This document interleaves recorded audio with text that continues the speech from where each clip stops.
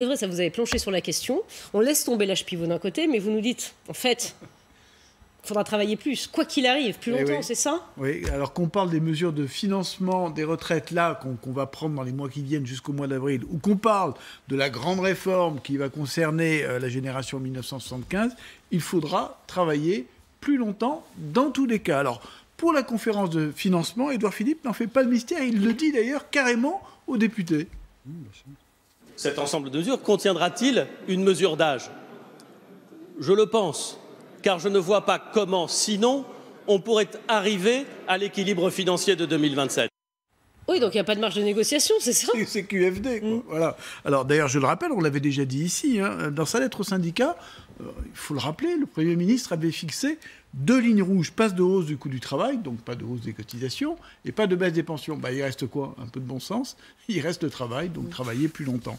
Alors c'est vrai que le recours à l'âge pivot a été retiré de cette lettre pour satisfaire Laurent Berger et les syndicats réformistes, mais on joue sur le mot, les curseurs, ils vont bien être là, ils peuvent bouger par exemple sur la durée des cotisations, ils peuvent bouger sur un âge de départ modulable selon la pénibilité, le type de métier, la longueur de la carrière, mais dans tous les cas, on tourne en rond, on va devoir travailler plus longtemps. D'ailleurs, c'est clairement mis sur la table dans un nouveau texte qui a été transmis au Conseil d'État. Alors oui, c'est technique, ça s'appelle une saisine rectificative.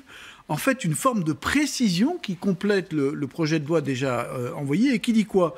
Eh bien que le gouvernement se donne la possibilité de prendre par ordonnance toute mesure permettant d'atteindre l'équilibre financier du futur système universel, y compris en modifiant l'âge d'ouverture des droits à la retraite. L'âge d'ouverture des droits à la retraite, c'est même l'âge légal de 62 ans qui est sur la table. Hein. En fait, depuis le début, le gouvernement joue sur les deux tableaux.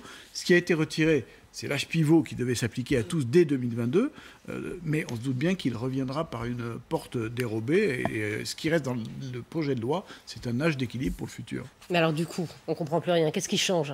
Pas d'âge pivot, c'est l'âge d'équilibre, c'est la même chose, non? Je veux dire, la seule chose qui change, c'est le tempo. Voilà. L'âge d'équilibre, eh bien, il est pour la réforme universelle en 2025, qui est l'année où la génération 75 basculera dans le nouveau système, ceux qui auront 50 ans à cette date. Là, il y a bien, dans le projet de loi, noir sur blanc, un âge d'équilibre à 64 ans, avec un malus si on part avant, un bonus si on part après. Vous voyez, on peut tourner le sujet dans tous les sens, voilà, en rond, en carré, comme vous voulez. Il ne faut pas se faire d'illusions. Tout sera fait pour inciter les Français à travailler plus longtemps. Voilà, c'est dit. Voilà, c'est dit. 6h.